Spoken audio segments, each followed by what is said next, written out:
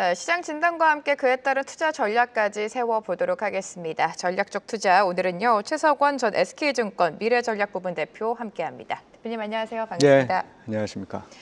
네, 밤에 7월 CPI가 나왔습니다. 예상보다 좀 양호하게 나왔는데 근원 CPI는 예상을 소폭 상회했습니다. 어떻게 평가하셨습니까? 예, 전반적으로 그 헤드라인 수치들만 보면 그냥 우리 시장에서 예상한 정도였다 이렇게 볼 수 있는데 시장의 반응을 보면 굉장히 사실 높아질 거를 한편으로는 우려했었던 것 같아요. 그런가 봐요. 네. 예, 근데 그런 면들이 좀 안정이 되는 분위기였고 또 세부 내용이 좋았어요. 사실 지금 물가를 걱정하는 제일 큰 이유는 뭐냐면 관세 때문에 네. 공산품들 가격이 오를 거라고 생각하는 거잖아요. 그런데 이번에 물가를 좀 끌어올린 부분은 주로 이제 항공 운임 수요 뭐 이런 부분들을 반영한 뭐 여행객의 증가겠죠. 그 다음에 이 항공유 뭐 이런 데서 오르고 옷이라든지 뭐 가전이라든지 이런 것들은 별로 안 올랐다는 거예요. 그러니까 관세 효과가 별로 없다는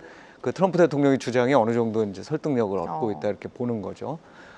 그리고 또 한 가지는 부동산 쪽이 항상 우려였었는데 거주비와 관련된 인플레이션도 통제 범위 내에서 좀 안정되고 있다는 신호를 준 것 같습니다. 이러다 보니까 이제 금리 인하에 대한 시각이 확 늘어났어요. 그래서 지금 미국에서 보면 대략 9월 달에 인하하는 건 당연하고 한 2번 정도 올해 말까지 할 거로 생각을 했는데 이거 뭐 3번까지도 할 수 있는 거 아니냐. 네. 게다가 어제 베센트 장관인가 그런 얘기 했었잖아요. 또 분석도 그런 분석이 하나 나왔는데 이번에 하면서 50bp 인하할 수도 있는 거 아니냐. 네. 그러니까 이런 기대들이 한꺼번에 이렇게 몰린 그런 상황이라고 볼 수 있습니다. 뭐 결론적으로 얘기하면 이번 CPI는 좀 안심시키는 시장 참여자들을 안심시키는 결과였다라고 생각할 수 있겠습니다. 네, 이번 CPI 결과가 투자자들을 안심시키는 지표가 됐습니다. 그렇기에 간밤 미증시에서는 S&P 500이랑 나스닥이 또 한 번 최고가 경신을 이어갔는데 앞으로 미증시 흐름은 어떻게 예상하세요? 기본적으로 상승 추세가 좀 유지될 것 같아요. 그러니까 항상 우리가 전망을 할 때 이런 정도로 속도가 계속 빠를 수는 있겠어? 이제 이런 느낌 때문에 뭐 조정 이후에 다시 오르고 하는 걸 감안하면 좀 완만한 상승세이지 않을까라는 전망을 하곤 하는데 사실상 지금 상황은 밸류는 굉장히 높거든요.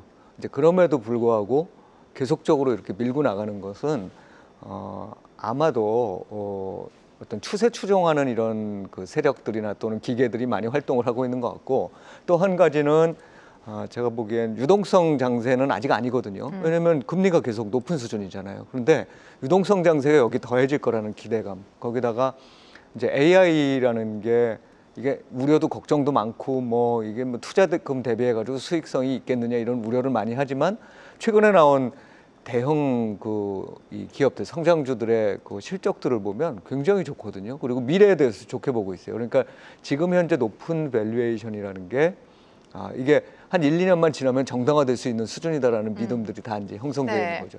이런 상황은 당연히 한쪽 끝에서 어디까지 연결이 되냐면 그래 버블 일어난다 이번에. 지금 비싸지만 과거에 뭐 인터넷 뭐 또는 또 다른 종류의 이제 여러 가지 그 신기술이 개발됐을 때 버블이라는 거 있었다. 이번에라고 안 일어날 가능성이 뭐가 있느냐 이런 이제 생각들로 이어지는 것 같습니다. 일부 이제 보수적인 분들은 한 3, 4년 후쯤 큰 고통을 겪을 거다라는 얘기를 하지만 지금 현재 투자자들 입장에서는 그건 그때 얘기고 지금 현재 상황에서는 실적도 괜찮고 게다가 유동성도 조금 있으면 보강이 되는데 이 상태에서 주식을 빨리 팔아야 될 이럴 필요성이 있겠느냐는 생각을 갖고 있는 것 같아요. 그래서 지금 글로벌 증시 전체적으로 전반적인 상승세는 이어지고 있다. 미국도 특히 그걸 주도하고 있는 시장이다 이렇게 볼 수 있겠습니다. 네, 미증시를 바라보는 시각은 항상 고점 논란이 있었는데 그 논란이 무색할 정도로 최근에 계속해서 상승 랠리를 이어가고 있습니다. 간밤에 최고가 경신을 했고 사실 일본 증시도 어제 굉장히 좋은 흐름을 보였습니다. 그거에 대비해서 최근에 우리 시장, 국내 증시 흐름은 좀 아쉽다라는 평가가 많이 나오고 있는데 좀 상승할 수 있다라고 보십니까? 어떻게 판단하세요? 뭐 이렇게 보면 좀 아쉬워 보이긴 하지만 올해 전체적으로 놓고 보면 사실 우리나라 증시 상승이 그렇게 작은 편은 아니에요. 그건 또 이제 반대로 따지면 그 이전에 우리나라가 상대적으로 못 오르고 있을 때 다른 나라들이 많이 또 올랐었죠. 이렇게 왔다 갔다 하면서 어떤 그 흐름들을 보이는 것 같습니다. 그러니까 투자자가 뭐 국내만 있는 여러 가지 이 좋은 뉴스들이 있었죠. 특히 상법 개정과 더불어서 어떤 이 대선 이후에 기대감이 쭉 살아나는 국면이라든지 1분기에 경기가 바닥을 찍고서 회복되는 첫 번째 이제 어떤 이 신호가 나타났다든지 이제 이런 부분들을 반영해서 먼저 올렸는데 빨리 올리고 났더니 다른 시장들이 또 이렇게 생각보다는 덜 오르고 있는 거예요. 네. 그래서 이제 그런 시장으로의 자금 흐름이 지금은 좀 나타나고 있다. 특히나 우리 시장이 좋았을 때 보면 미국 시장이 사실 좀 부진했었거든요. 그래서 서학개미라고 하시는 분들도 이제 국내 시장에 관심을 많이 돌리는 이런 모습들이 나타났습니다. 그런데 최근에 보면 미국 시장 다시 오르잖아요. 그리고 지금 말씀하셨던 것처럼 일본 시장이 사상 최고치 지금 계속 경신하면서 오르고 있거든요. 네. 그러니까 당연히 투자자들의 시각이 지금 약간 이렇게 분산돼 있다라고 볼 수 있습니다. 그런데 그럼 이제 우리나라 시장이라는 걸 아주 나쁘게 볼 거냐? 그렇지는 않다는 거예요. 왜냐하면 그렇게 흐름을 바꿔서 상대적으로 못 오르고 싼데 집중되는 현상들이 반복되고 있을 뿐이지 이 전체를 묶어서 보면 상승장이 지금 지속되고 있다는 상황입니다. 거기서 중요한 건 이 상승장이 계속될 거냐에 대한 네. 부분. 그건 조금 아까 제가 말씀드렸듯이 계속 그런 기대들이 살아있다는 점이고 두 번째는 우리나라가 거기서 소외될 장기적으로 소외될 가능성이 있느냐? 그렇지 않다는 겁니다. 우리나라도 경기가 조금씩 회복되는 모습을 보여주고 있고 오히려 미국은 모멘텀이 조금씩은 경기 쪽면에서는 나빠지지만 유동성의 힘으로 뒷받침해 주는데 해줄 거라고 보는데 우리나라는 경기 자체도 수출 다변화나 이런 것들로 조금씩이나마 이제 회복되는 경향들이 보인다. 게다가 지금 이제 사실 어떤 문제가 있었냐면 처음에 제도적인 상법 개정을 비롯해서 일반 주주를 위한 정책들을 쫙 내보낸 다음에 세제 개편을 비롯해가지고 여러 가지 형태의 새로운 제도들, 예를 들면 뭐 노란봉투법 이런 것들이 이거 기업에 부담을 주는 거 아니냐 이런 이제 우려들을 네. 떠나는 거죠. 근데 그것도 생각을 해보면 이제 좀 지나면 결국은 노조와 경영진 간의 어떤 균형과 접점을 찾을 가능성이 높기 때문에 이런 점에 대한 지나친 우려들은 이제 조금씩 희석되면서 다시 또 우리나라가 쉬고 있으면은 상대적으로 싸지는 거죠. 다른 데가 오를 때. 그러면 다시 또 이제 관심을 갖고 우리 시장에 올 수 있는 이런 그러니까 소외되지 않는 시장이라고 생각하고 있기 때문에 올해 중 상승장은 지난번에도 제가 말씀드렸다시피 좀 지속되고 있는 게 아닌가 생각하고 있습니다. 네, 상승장은 지속되고 있다라고 말씀을 해주셨고 상승장 안에서 우리 시장이 국내 시장이 소외될 가능성은 많이 없다라고 말씀을 해주셨습니다. 경기가 조금씩 회복되고 있는 점도 호재 포인트로 짚어주셨는데 자 상반기를 생각해 보면 국내 증시가 굉장히 잘 갔습니다. 그 네. 중심에는 조방원이죠. 조방원이 있었는데 조방원이 내 포트 안에 없었다면 굉장히 좀 철저하게 시장에서 소외가 되지 않았습니까? 이러한 현상이 종목 쏠림 현상이 섹터 쏠림 현상이 하반기에도 지속될 것이라고 보십니까? 하반기 한 중반까지는 될 거로 보고 이제 9월을 기점으로 해서는 조금 그런 현상들이 완화될 거로는 봅니다만 이게 결국은 무슨 문제냐면 경기가 굉장히 빠른 속도로 좋아져서 모든 업종이 수혜를 받을 수 있는 환경이냐. 그다음에 아니면 이게 유동성 장세냐. 그래서 돈으로 모든 종목들이 다 이렇게 밀고 올라가는 장세냐. 네. 지금 아니라는 거예요, 사실은. 그러면 그 경기가 조금씩 회복되고 유동성에 대한 기대는 있지만 유동성이 전면적으로 지금 증시를 이렇게 좋아지게 하는 게 아니라고 그러면 결국은 이건 상당히 여러 가지 측면의 이 호재들을 안고서 가는 또 시장이라고 볼 수 있거든요. 그럼 그 호재에 해당되는 업종들이 간다는 겁니다. 대표적인 호재가 사실 그 관세와 더불어서 나타난 어떤 글로벌 공급망의 재편과 또 그 과정에서 상대적으로 수혜를 볼 수 있는 뭐 대표적으로 조선 같은 것들이겠죠. 그런 부분들이 있고 그다음 또 한 가지는 전력이라든지 이런 것도 전반적으로 보면 뭐 경기에 관련된 부분도 있지만 네. AI와 관련된 투자가 전력 수요를 굉장히 많이 늘리는 방향으로 가고 있다는 점.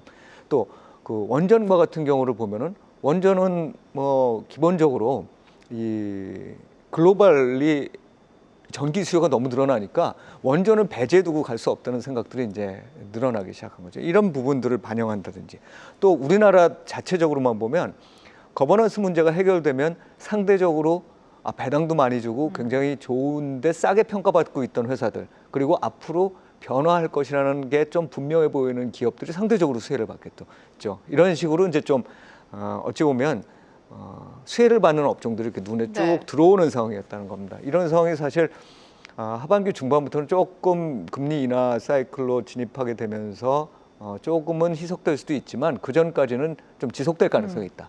그래서 이제 지금까지도 사실상 이런 지금 수혜를 받는 업종들에 대해서는 아직 포트에 담고 계시지 않다면 일부러 포트에 좀 담아야 되는 이런 상황이라고 생각합니다. 네, 하반기 중반까지는 주도주가 계속해서 주도주 역할을 할 수 있기 때문에 여전히 내 포트 안에 주도주 하나쯤은 있어야 된다라는 말씀을 해주셨습니다. 또 굵직한 이벤트가 기다리고 있죠. 25일로 한미 정상회담이 결정이 됐습니다. 관세 협상에서도 마스카가 큰 힘이 되었던 만큼 이번 회담 안에서도 결국에 키는 조선업이 될까요? 예, 뭐 네. 조선업이 우리로서는 가장 이제 좋은 무기죠.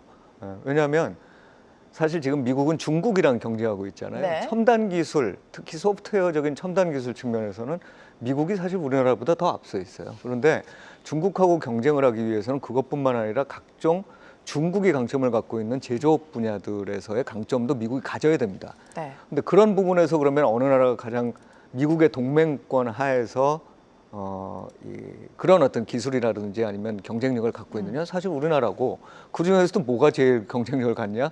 보니까 조선업이라는 거예요. 그래서 이제 특히나 이 조선업이라는 건 미국 쪽에서도 이미 이제 사양산업화 돼가지고 거의 하고 있지 않은 거기 때문에 우리가 상당히 큰 도움을 줄 수 있는 분야라고 생각을 합니다. 그래서 저는 조선업은 최근 들어서 사실 약간 몇 가지 한 두 가지 정도의 이슈가 조선업을 이렇게 심리적으로 압박하는 부분이 있어요. 첫 번째는 노란봉투법 이후에 이제 하청업체들이 원청에 계속 어떤 경영적인 측면에 있어서의 교섭 뭐 또는 간섭을 할 경우에 그 분쟁의 접점들이 좀 늘어나게 되면은 좀 가장 타격을 받는 데가 아니겠느냐 이제 이런 생각들이 한편으로는 좀 있었고, 네. 그다음 또 한 가지는 이 러시아 우크라이나 전쟁이 약간 좀 이렇게 회복이 되는 국면이 되면 미국이 생각하고 있는 건 결국 LNG 선 쭉 띄어가지고 각각 해서 이렇게 유럽으로도 이쪽이죠. 유럽으로 LNG도 수출하고 네네. 이러면서 전반적인 어떤 이 조선 수요가 늘어날 부분들인데 그런 부분들이 혹시 러시아 우크라이나 전쟁이 좀 이렇게 잦아들게 되면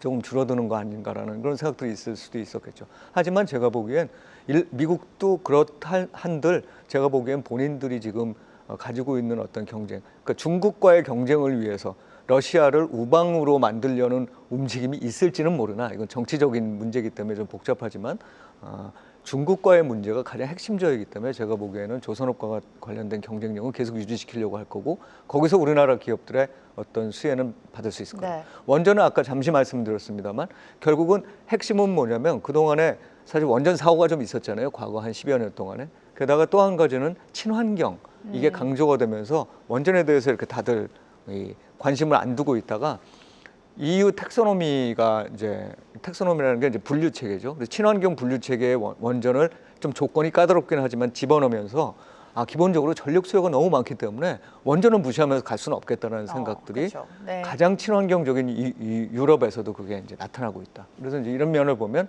계속해서 이건 원전 산업은 일단 좀 그동안 또 안 했으니까 더더욱이나 계속 확장될 가능성이 있다. 그런 데서 경쟁력을 갖고 있는 우리 기업들이 꽤 있기 때문에 네. 그런 기업들은 계속적으로 수혜를 받을 거라고 봅니다. 네, 미국과 중국의 경쟁이 계속해서 심화가 되고 있는 가운데 미국이 한국한테 가장 필요한 건 조선업과의 협력이겠죠. 그렇기 때문에 조선업 그리고 원전까지도 줄곧 봐야 된다라는 말씀을 해주셨습니다. 자, 반도체 섹터로 좀 넘어가 보도록 할게요. 마이크론이 실적 발표를 했고 실적이 좋았고 향후 가이던스마저도 상향 조정이 됐습니다. 네. 이에 반도체 기업들 오늘 뭐 하이닉스한 삼성전자도 힘을 내주고 있는데 반도체 기업들 앞으로의 전망이 궁금해지고요. 특히나 삼성전자가 옛날과는 좀 달라졌다라는 평가를 많이 받고 있습니다, 네네. 대표님. 그 AI 네. 수요가 굉장히 탄탄하다는 게 지금 막 증명이 되고 있어요. 특히나 미국의 이 어떤 건설업을 보면요, 데이터 센터를 짓는 그 어떤 비용, 그 투자죠. 그게 상업부동산 짓는 것에 거의 육박해가고 있습니다. 그러니까 엄청난 정도의 투자가 계속적으로 이루어지고 있는 네. 거예요. 그래서 우리는 뭔가 지금 이거 좀 쉬어가는 국면이 있거나 아니면 이거 벌써부터 버블 아니야 이런 생각들을 하지만 현재도 지금 계속 투자가 지속되고 있기 때문에 거기에 반도체 업체들은 수혜를 받을 수밖에 없다. 특히나 이제 삼성전자는 지난번 이 테슬라하고의 계약이 상당히 중요했다고 봅니다. 그 테슬라하고 계약이 되면서 사실 그동안에 삼성이 어찌 보면 약간 이렇게 밀리고 있었던 상황에서 다시 한번 위로 올라갈 수 있는 계기가 마련된 거 아닌가라는 생각을 분명히 가질 수 있는 것 같고요. 이제 그런 의미에서 보면 반도체 업체는 이번 이제 하반기 때는 상반기와는 다르게 조금 이제 주도주로 네. 같이 편입돼서 갈 가능성이 있다. 단지 이제 우리가 조금만 고민해야 되는 건 중국의 반도체가 워낙 빠르게 성장하고 있어요. 그래서 그 중국 반도체가 얼마나 성장하느냐. 물론 이제 중국이 해외에 막 수출하는 걸 우리나라 기업들처럼 단박에 이렇게 막 경쟁력을 가지고 할 수는 없겠지만 그럼에도 불구하고 내부 수요가 많으니까 기술 이 발전 정도가 굉장히 빨라질 수 있어서 이 면을 감안해서 우리도 굉장히 이 각고의 노력을 하지 않으면 이번 하반기 때 좀 나아진다고 해도 그 이후의 상황을 또 이제 우리가 또 지켜봐야 되는 그런 상황이 되겠죠. 네, 환율 전망까지 해보도록 하겠습니다. 일단 반도체 섹터 자체로는 하반기에 또 주도주가 될 가능성이 있다라고 말씀을 해주셨고 환율 동향을 최근에 보면 좀 높은 수준입니다. 그렇기 때문에 외국인의 수급이 좀 적극적이지 않은 거 아닌가라는 우려도 나오는데 네. 환율 동향과 함께 외국인 수급은 어떻게 보세요? 기본적으로 외국인들이 외국인 수급부터 말씀을 드리면 이렇게 돌아다니면서 네. 상대적으로 그동안 못 오른 이 업종이나 또는 국가들에 이렇게 돈을 배분하는 형태들이 나타나고 있어요. 그래서 이제 사실 거기에 우리나라도 포함되어 있기 때문에 큰 걱정은 안 해도 좋은데 환율은 저도 그렇고 사실 이번에 좀 더 떨어질 줄 알았거든요. 그런데 안 떨어진단 말이에요. 네. 이게 이제 결국 안 떨어지는 게 이제 벌써 이것부터 나타나는 거예요. 미국이 금리를 얼마 있다가 내리기 시작할 거다라는 생각들을 갖고 있는 것 같습니다. 그러니까 이제 결과적으로는 이제는 1,350원대 이상의 환율, 그리고 1,400원 뭐 이 정도까지의 환율까지를 범위로 놓고 그 범위에서 움직인다는 걸 전제로 어떻게 환율 플레이를 해야 될 텐데 그렇게 보면 외국인 입장에서 매력도가 조금 떨어진 것만은 사실이에요. 그것도 사실 최근에 외국인들이 계속 들어오고는 있습니다만 전반적으로 다른 시장들에 비해서 강력한 어떤 매수세를 보여주고 있지 못한 그런 어떤 환경이 아닌가 그런 생각이 듭니다. 다만 우리나라도 이제 금리 인하할 거잖아요. 그런데 미국이 금리 인하 속도가 좀 더 빠를 것 같거든요. 우리는 미리 했기 때문에. 그래서 이제 그렇게 되면은 하반기 말로 가면 갈수록 환율은 좀 더 떨어질 거고 그러면 그것은 우리나라가 별로 못 오른 상황에서 더 오를 수 있는 계기가 될 수 있다 이렇게 봅니다. 네, 이렇게 환율 동향까지 짚어봤습니다. 오늘 최석원 전 SK증권 미래전략부문 대표와 함께했습니다. 대표님 감사합니다. 예, 고맙습니다. 계속해서 다양한 경제 이슈를 알고 싶다면 구독과 좋아요, 알림 설정 부탁드립니다. AI 캐스터 권미정이었습니다.